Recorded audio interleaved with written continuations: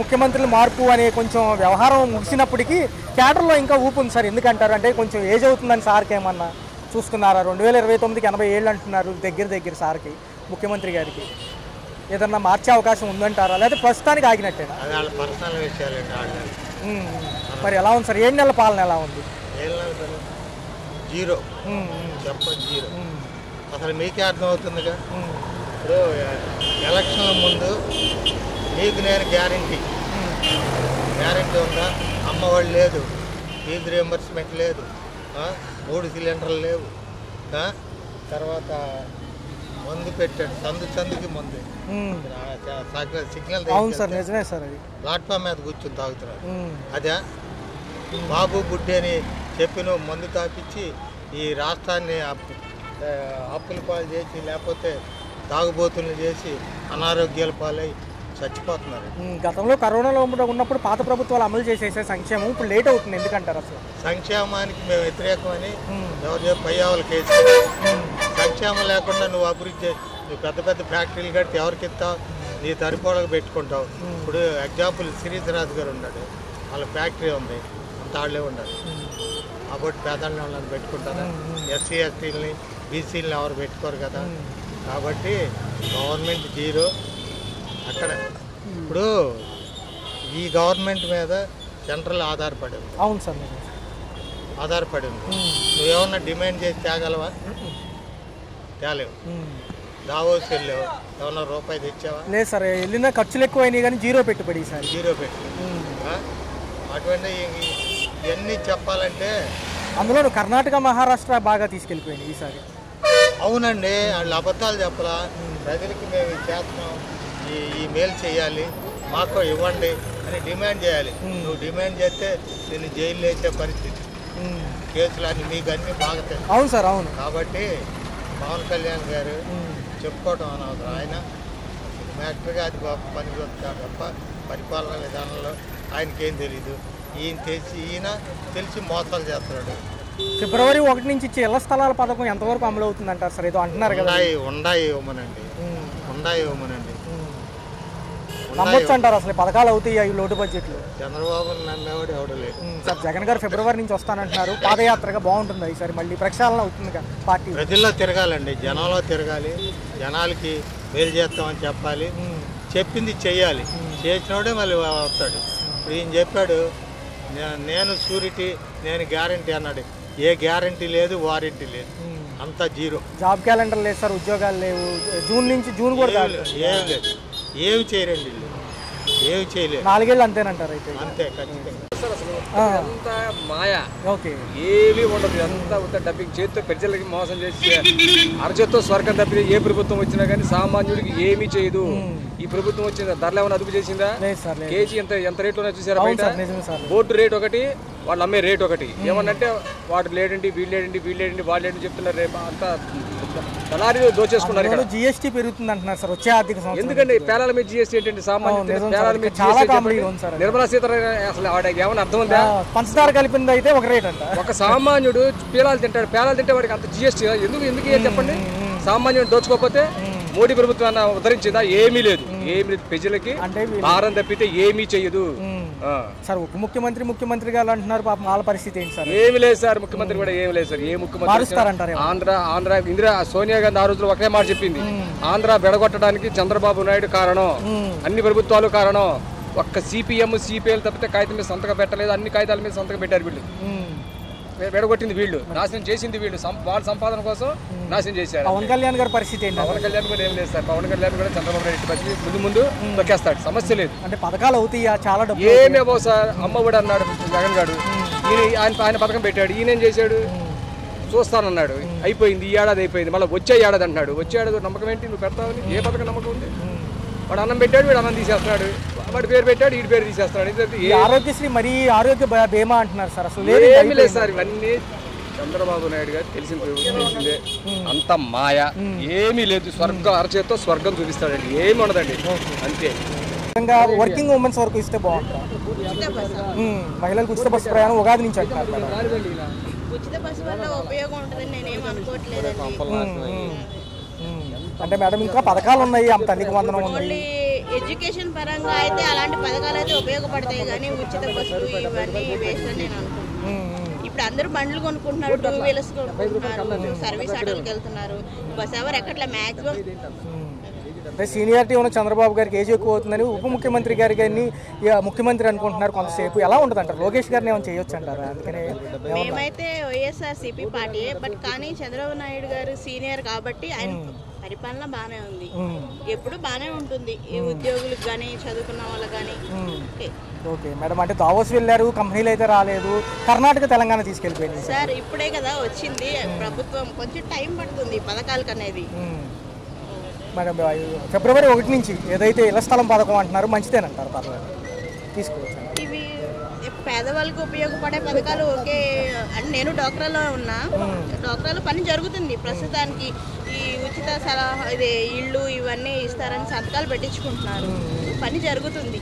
విజయసాయి రెడ్డి గారు రాజీనామా ఎలా అనిపిస్తుంది మేడం? ఆయన పెద్ద ఆయన, అందులోని జగన్ పార్టీలో ఉన్నారు కదా ఫస్ట్ నుంచి, కొంచెం వ్యక్తిగత కారణాలు అంటున్నారు, చూడొచ్చా? మంచిదేనా?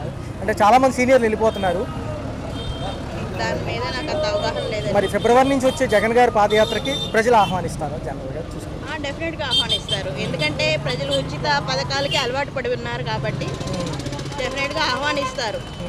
పవన్ కళ్యాణ్ గారు నాకు ఏ పదవి వద్దని బహిరంగ లేఖలు రాస్తున్నారు, సీఎం పదవి వద్దని. ఆయన ఉంటారో లాస్ట్ వరకు? రాశారో లేదో మనకైతే తెలియదు కదండి, సో దాని మీద నేను స్పందించలేను. ఓకే, సంక్షేమం ఈ ప్రభుత్వాలు డెవలప్మెంట్ అంటున్నాయి. ఒక పక్క బాబు గారు ఉన్నారు, ఒక పక్క లోకేష్ గారు, ఒక పక్క పవన్ కళ్యాణ్ గారు. బహిరంగ లేఖ వేశారు, నాకు ఎటువంటి పదవి సీఎం పదవి వద్దని. ఈయన ఎవరైతే పవన్ కళ్యాణ్ గారు ఉప ముఖ్యమంత్రిగా ఉన్న ఆయన మళ్ళీ ముఖ్యమంత్రి చేద్దామని కాసేపు అంటున్నారు. ఎలా ఉన్నాయి ఇవన్నీ? ఎలా ఉన్నాయి అనిపిస్తుంది? గత 4 రోజులుగా ఇదే చర్చ. పవన్ కళ్యాణ్ గారు అయితే ఉన్నా లేకపోయినా చేసే మనస్తత్వం ఆయనకైతే సంపూర్ణంగా ఉందండి. ఆయనకి ఏ పదవైన దానికి ఆశలేదు, ఏదైనా మంచి చేద్దాం అనే తపన ఉంది ఆయన. పదవి ఉన్నా లేకుండా వాళ్ళు చేసిన ఆయనకి సమర్థించుకునే మనస్తత్వం ఉంది. ఆయన చేయకుండా వాళ్ళు చేసిన ఆయన సమర్థించుకునే మనస్తత్వం. ఈయన పవన్ కళ్యాణ్ గారు చేస్తే వాళ్ళకి సమర్థించుకునే మనస్తత్వం ఉందో లేదో తెలియదు కానీ ఈయన వాళ్ళు చేసినా సమర్థించుకునే మనస్తత్వం ఉంది. ఈయనకు ఆ మనస్తత్వం ఫుల్గా కనపడుతుంది, అర్థమవుతుంది. వాళ్ళకైతే లేదు మేమే చెయ్యాలి, ఇది వెళ్ళాలి. ఇప్పుడు ఎటుగా నేను ఉండిపోయాడు ఏంటన్న ఫీలింగ్ వాళ్ళలో కనపడుతుంది, వాస్తవంగా తెలిసారు. ముందుకు 7 నెలలు పాలన 7 నెలల పాలన అయితే బాగానే చేస్తున్నాం. ఇప్పుడు ఎట్ట చేయాలా ఏంటి అని ఆలోచిస్తున్నారు. ఆయన కింద మనో మీద పడి వేచాడు, మేము మొత్తం అని ఏ చేస్తామని తీసుకొచ్చారు. మేము సూపర్ 6 ఇది చేస్తాం అన్నారు. ఇప్పుడు చెప్పినందుకు మొత్తం వేయాలి, ఎడ తీసుకొచ్చేస్తారు. ఆడున్నప్పుడు జనాన్ని సోమరపోతులు చేశాడు ఆడన్నాడు. కరెక్టే, సోమరపోతులు చేశాడు అన్నాడు. ఆడు అందరికీ వేసాడు, తెలియక కొత్త పీసుడు ఏదన్నా అందరికీ వేసాడు. ఈయన మరి అందరికీ వేయకుండా సోమరపోతులు చేయకుండా జనాన్ని ఎడసాగతాడో చూడాలి, వేయకూడదు. సోమరపోతులు అని చెప్పాడు కాబట్టి ఈయన తెలుగుగలడు, చదువుకున్న వ్యక్తి. మరి ఏదో నాకైతే చదువు లేదు కానీ ఎక్స్పీరియన్స్ వ్యక్తి కాబట్టి డబ్బులు వేయకుండా జనాన్ని సోమరపోతులు కానివ్వకుండా చేయగలడం. అంటే సార్ ఇక్కడ ఇంకో అంశం మెయిన్గా వినపడుతుంది. పవన్ కళ్యాణ్ గారు ఏదో వచ్చినా ఒప్పుకుంటున్నారు, తప్పు ఉంటే తప్పు ఉందని చెప్పి. దానివల్ల ఈయన ఏమైనా పార్టీకి వ్యతిరేకం అని చెప్పి పక్కకు తీద్దామని ఏమైనా ఉందా? ఈయన పక్క తీసే అవసరంలా, అసలు ఈయన ఎటు నిలబడితే అట్టే. అసలు నేను పక్క తీసేదంటే అసలు నేను పక్క తీస్తే ఇరకలేదు. ఈయన పక్క తీస్తాం కాదు, ఈయన వెనకమాల పడి ఇల్లు వెళ్తామే. ఈయన పక్క తీస్తే అసలు ఇల్లు పక్క వెళ్ళిపోయినట్టే. నేను అంటున్నా మాట కాదు, ఈయన ఫాలోయింగ్ని బట్టి ఈయన పరిపాలన బట్టి అర్థమైంది. ఈయన పక్క ఈయన బట్టి వచ్చారు వీళ్ళు, ఈయన బట్టి వచ్చారు తప్ప ఈయన బట్టి వీళ్ళు రాలా. అది నేను అంటున్నా మాట, ప్రజల్లో మాట. ఈ ఫిబ్రవరి నుంచి ఇచ్చే ఏదైతే ఇళ్ల స్థలం పథకం అమలు అంటున్నారు, ఇస్తారా నిజంగానే? ఇవ్వచ్చు, ఇవ్వపోతు. ఆల్రెడీ ఉండోడు ఇచ్చాడు, ఇచ్చి చూపించాడు. ఇచ్చి చూపిస్తే ఇవ్వాలి, ఇది లేకపోతే లేదు. వాళ్ళతో పరిపాలన వస్తుంది. ఈ విజయసాయి రెడ్డి గారు రాజీనామా వ్యక్తిగతం అంటున్నారు. గత 2 రోజులుగా చర్చ జరుగుతుంది పాత ప్రభుత్వం సంబంధించి. ఎలా అనిపిస్తుంది? విజయసాయి రెడ్డి గారా ఏమండి, ఆయన కుడుపులా ఉన్నాడు. ఆయన ఉండా లేకపోతే జగన్మోహన్ రాడు ఒక్కడో ఉండి ఇచ్చేసుకోడు. వాళ్ళందరూ వెళ్ళిపోయి ఆయన ఒక్కడో ఉంటాడు, రాగలరు. ఆయన ధైర్యం, ఆయన ఎవరో చెప్పి ఎవరో వెనక తీసే వ్యక్తి కాదు ఆయన. ఒక మాట చెప్తుంటారు, ఆయన పేదోడు ఉండడం లేకుండా వేసాడు అందరికి. ఈయనే కరెక్ట్. జనం సోమరపోతులు ఆయన గుర్తించాడు, వీడు అందరికీ వేసాడు. ఇదే తప్పు అని చెప్పి జగన్ వచ్చాడు. వీడు సోమరపోతులు అందరికీ వేడు, సోమరపోతులు మొత్తాన్ని పనికి పంపిస్తాడు. ఈ ఫిబ్రవరి నుంచి మళ్ళీ పాదయాత్ర అంటున్నారు జగన్ గారు. ప్రజల్లో ఒపీనియన్ ఎలా ఉంటుంది? జగన్మోహన్ రావు గారు ఎందుకంటే ఇంట్లో కూర్చున్న దానికి చంద్రబాబు నాయుడు కరెక్ట్. జనాన్ని ఆడవాళ్ళు మొత్తాన్ని గొడ్లు సాగదోడు తాగలేదు పని చేస్తాడు. సోమరపోతులు అయిపోయారు. ఇప్పుడు అరుగుదాలు నేర్పుతాడు. జగన్ డబ్బులు మొత్తాన్ని అరుగుదాలు చక్కగా చేపిస్తాడు. కొంచెం యువ నాయకులు ఉన్నారు. రెండో చూసుకుంటే ఎక్కువ శాతం ఉన్నారు. ఇటు పక్క పవన్ కళ్యాణ్ గారు ఉన్నారు, ఇటు పక్క లోకేష్ గారు. ఎలా అనిపిస్తుంది? ఇప్పుడు రాష్ట్రంలో కొత్త ప్రభుత్వం ఏర్పడింది కాబట్టి కొంచెం సీఎం గారు అయితే చంద్రబాబు నాయుడు గారు ట్రై చేస్తున్నారు అతను మ్యాక్సిమంగా. అయితే ఏంటంటే ఇప్పుడు మాకైతే హోప్ ఉందండి, ఈసారి మాత్రం మంచిగా ఒక డెవలప్మెంట్ అంటే జరుగుతుందని రాష్ట్రానికి నాకైతే నమ్మకం ఉందండి. గత ప్రభుత్వం సంక్షేమం 9 పథకాలు, ఇప్పుడు 6 పథకాలు. అయితే ఏంటంటే ఈ పథకాల కోసం ఏదైతే జనం వేచి చూస్తున్నారో నిజమైన అర్హులకి ఇస్తే బాగుంటుందని ఆర్థిక విశ్లేషకులు. అవును, నిజమైన అర్హులకి ఇస్తేనే బెటర్ అండి. అందరికీ ఇస్తే ప్రయోజనం లేదు కదండి. అందరికి ఇస్తే ప్రయోజనం ఉంది, ఫండ్స్ అన్నీ ల్యాబ్స్ అయిపోతాయి, వేస్టేజ్ అయిపోతాయండి కదా, మిస్యూజ్ అయిపోతాయి కదా. అయితే ఏంటంటే ఎవరికైతే అర్హులు వాళ్ళకి ఇవ్వడం బెటర్. చంద్రబాబు నాయుడు గారు ఏజ్ 2029కి 80 వస్తుంది కాబట్టి ఉప ముఖ్యమంత్రి నుంచి ఇటు పక్క చూసుకుంటే ముఖ్యమంత్రిగా కొంతకాలం ఏమో ఈయన పెడదాం అనుకుంటున్నారు లోకేష్ గారిని. లేదు పవన్ కళ్యాణ్ గారు సూట్ అవుతారు అంటున్నారు. బాగుంటుంది ఇద్దరు నాయకుల్లో ఎవరు వస్తే బాగుంటుంది అంటే లోకేష్ గారు కూడా ఇప్పుడు చెప్పాలంటే మెచ్యూరిటీ లెవెల్స్ బాగానే ఉన్నాయి, మనం తీసి పడేసేంత ఇది లేదు. అయితే ఏంటంటే చంద్రబాబు నాయుడు కూడా ఫిట్గానే ఉన్నారు, చెప్పాలంటే ఫిట్గానే ఉన్నారు. అతని మీద నమ్మకం ఉందండి. సార్ నాకు ఎటువంటి సీఎం పదవి వద్దని బహిరంగ లేఖ రాశారు పవన్ కళ్యాణ్ గారు. ఎలా అనిపిస్తుంది? ఆయన పదవులు కోరుకునే మనిషి కాదంటున్నారు చాలా మంది. అలా అంటే ఇద్దరు కోఆర్డినేషన్ కూడా బాగానే ఉందిలేండి, ప్రాబ్లం కలిసి చేస్తే అంతా బాగానే ఉంటుంది. జగన్ గారు ఒకవేళ రేపు ఫిబ్రవరి నుంచి వస్తే ఎలా ఉంటుంది? మళ్ళీ ప్రజలు ఆహ్వానిస్తారు? లేదండి, ఇప్పుడు అవకాశం ఇవ్వాల్సిందే కదండి. ఇప్పుడు కొత్తగా ఏర్పడిన ప్రభుత్వం కాబట్టి దీనికి కూడా ఒక ఛాన్స్ ఇవ్వాలి. ఇప్పుడు ఆల్రెడీ మీకు తెలిసిందే కదా, ఇప్పుడు ఆ ఫండ్స్ లేదు మనకి, రాష్ట్రానికి ఫండ్స్ అయితే లేవు. ఇదేంటంటే ఇంకా ఫ్యూచర్లో బాగానే జరుగుతుంది మేము నమ్ముతున్నామండి. లేదండి, ఎందుకంటే గత ప్రభుత్వాలు మనం చూసాము ఏ విధంగా అవన్నీ విఫలమైన కూడా మనం ప్రత్యక్షంగా చూసాము. ఇప్పుడు వచ్చే ముఖ్యమంత్రి ఎవరంటే చంద్రబాబు నాయుడు గారు వెరీ సీనియర్ పర్సన్, అట్లాగే ఉప ముఖ్యమంత్రి పవన్ కళ్యాణ్ గారు కూడా ఎంతో చొరవతో ముందుకు పోతున్నారు.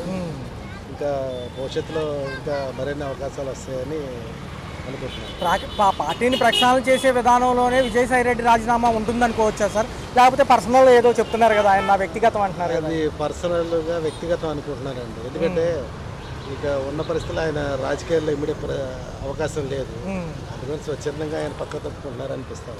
సరే, ఎలా ఉండబోతుంది ఒకవేళ ఫిబ్రవరి నుంచి ఏమైనా పాదయాత్రగా ఈయన వస్తే లండన్ నుంచి వచ్చాక? అది మాజీ ముఖ్యమంత్రి గారు మరి ఏదైనా ఊపు ఉంటుందా ప్రజల్లో? ఉంటుందండి, ఇప్పుడు కూడా నమ్మే పరిస్థితి లేదు. ఇప్పటికైనా ఏంటంటే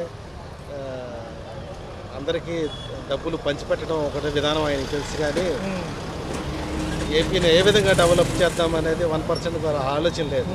యువతకి ఏంటంటే భవిష్యత్తులో మంచి మంచి ఉద్యోగాలు రావాలంటే ఈ కూటమి ప్రభుత్వానికి అనుకూలంగా ప్రజలు కూడా మద్దతు తెలపాలి అవసరం ఎంతైనా.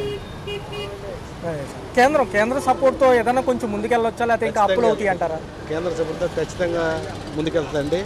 కేంద్ర అవసరం కూడా ఎంతో ఉంది, ఎందుకంటే మనం సపోర్ట్ చేస్తేనే అక్కడ గవర్నమెంట్ నిలిచే అవకాశం, కాబట్టి ఖచ్చితంగా కేంద్రం కూడా సపోర్ట్ చేస్తుంది అనుకో. ఓకే సార్, ఈ ఫిబ్రవరి నుంచి ఇచ్చే కొత్త పథకం ఇళ్ల స్థలం అంటున్నారు సార్, ఎలా అనిపిస్తుంది?